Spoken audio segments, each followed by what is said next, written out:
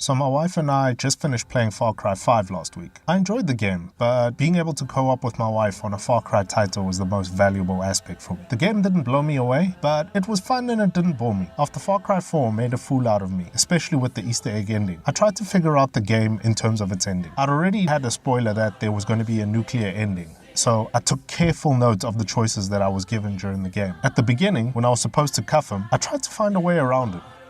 I clearly didn't wait long enough. As we were walking out, I heard someone say, "Stay on the path, rookie." And I took this as a hint of how to end the game before it begins. Maybe there was a road I can run down and it would lead to a quick end. Basically, Far Cry 4 really mind-f***ed me. When it came to boss fights, I looked for non-lethal ways to try to take them down. Except with Jacob.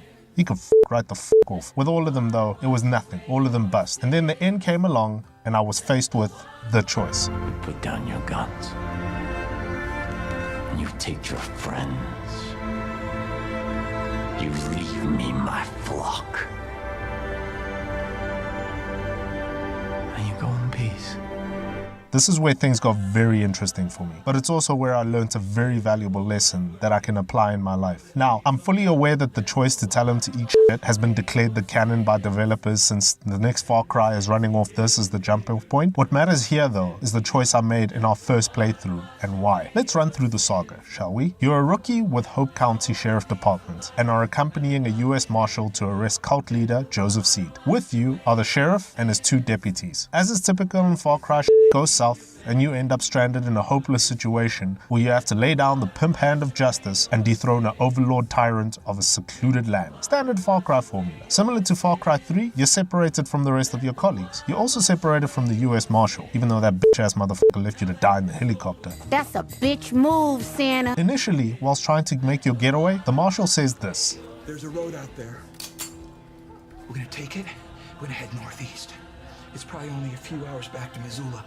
And then we're gonna come back here with a goddamn National Guard. Hold on to this memory. You're gonna need it a little bit later. Just for the sake of it, let's remind ourselves what the objectives were. Your objectives are now: get out of Hope County, get the National Guard, save your friends, stop Joseph Seed. Let's run through this again. Get out of Hope County, get the National Guard, save your friends, stop Joseph Seed. Get out of Hope County. Get the National Guard. Save your friends. Stop Joseph Seed. Get out of Hope County. Get the National Guard. Save your friends. Stop Joseph Seed. Excellent. Now we're good to go. It wouldn't be a Far Cry game if you came with a platoon, so it goes off the rails and you're left isolated and probably hunted down. At this point, the order of your objective starts to shift. Before, it was get out, get the National Guard, then rescue friends. Now it's shifted to rescue my friends and then get the fuck out. To prolong this though, it becomes a you scratch my back scenario with people saying, help build the resistance and then you can get your friends back one by one. So you do, but your objective hasn't changed. Get your friends, get the fuck out. Get the National Guard, get Joseph Seed. Helping to build the resistance is just a means to an end. Your end is, get your friends, get the fuck out, get the National Guard, get Joseph Seed. Play by play, you dismantle Joseph's entire empire and you get your friends back after eliminating each of his lieutenants, or as they referred to, his heralds. The only one of the 4 who doesn't survive was the US Marshal, but that's because he's a bitch ass, faggot ass, punk ass, pussy ass, bitch ass, nickel, bitch ass, nickel. All the others make it out alive and ready for your final assault on Joseph Seed. This is where it gets profound. Depending on your choice, it can either be an assault or confrontation. Everyone you fought to liberate and empower in the resistance has suddenly been brainwashed and has turned on you. They have your people on their knees and ready for execution. Joseph approaches you and gives you a silly little monologue and then he gives you a choice. Tell him to piss off and be defiant to the death, or lay your weapons down, admit you're his bitch and be released. Option 1.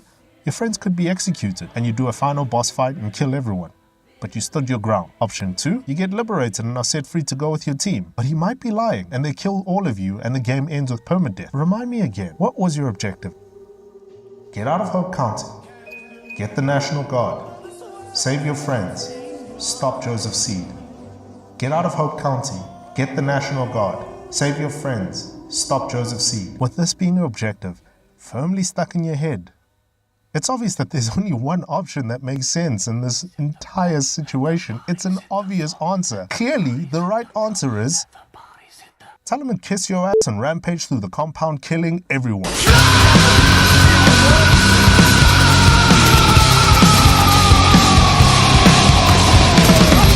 When I was 20 years old, I did a course, one of those Better Your Life courses.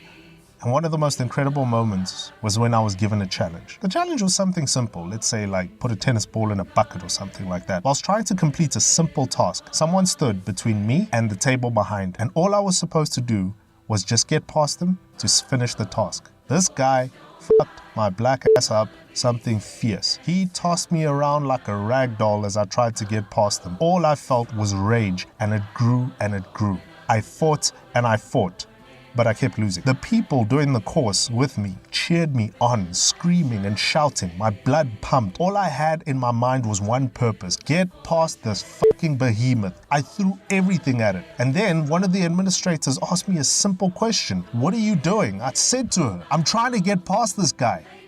And she asked me, what are you gonna do when you get past him? The answer was so fucking comical. I don't know. I was fighting and fighting, and I didn't even know what I was going to do when I won. I can hear the voice right now.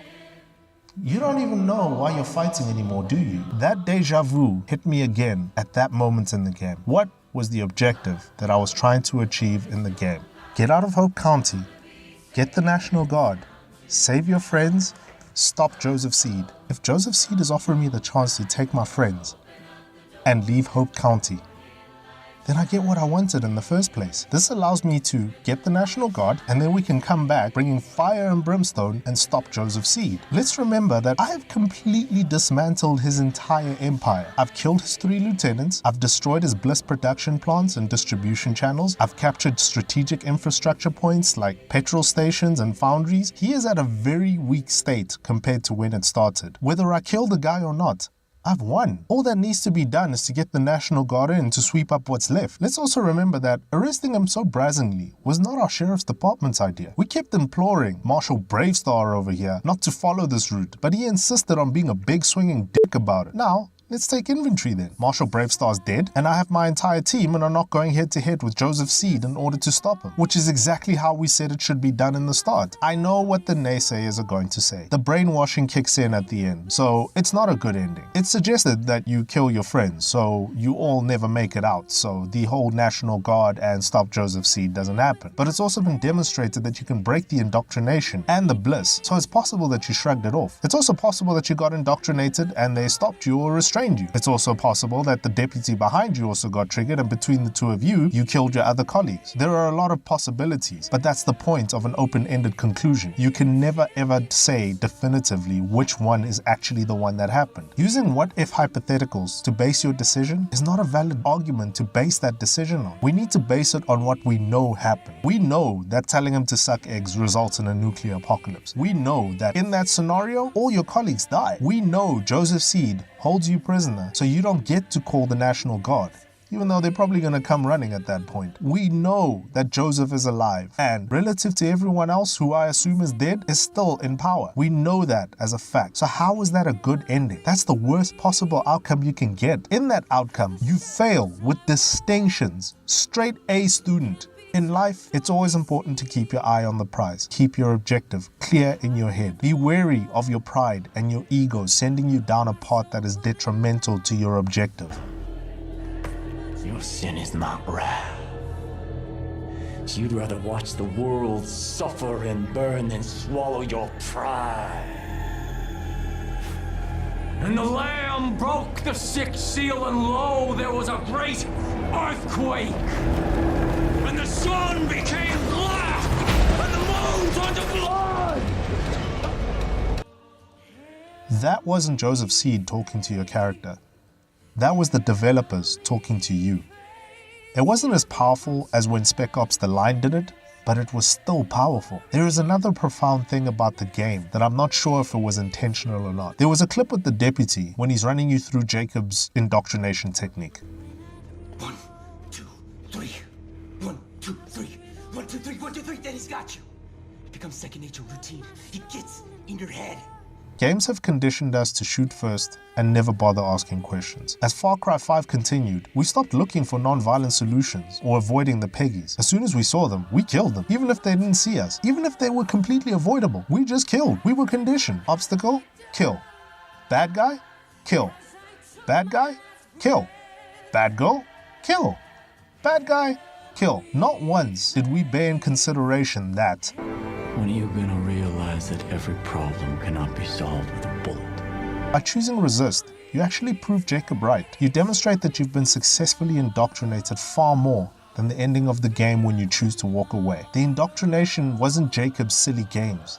The indoctrination was the game itself, giving you wave upon wave of Peggies to kill until you no longer even thought about it. You saw a Peggy, you killed them. 1, 2, 3. 1, 2, 3. 1, 2, 3. 1, 2, 3. This is the power of games in terms of making you think that gets lost in the discourse by non-gamers. A wise person once said to me, do you want to be right or do you want your life to work? When I was given the choice by Joseph, I wanted my life to work. For my life to work, I needed to save my friends, get out of Hope County, get the National Guard, stop Joseph Seed. Don't let your pride make you its bitch. Remember, always, you're in charge, not your ego. May all your dreams come true, provided you work for them. Kgotsong.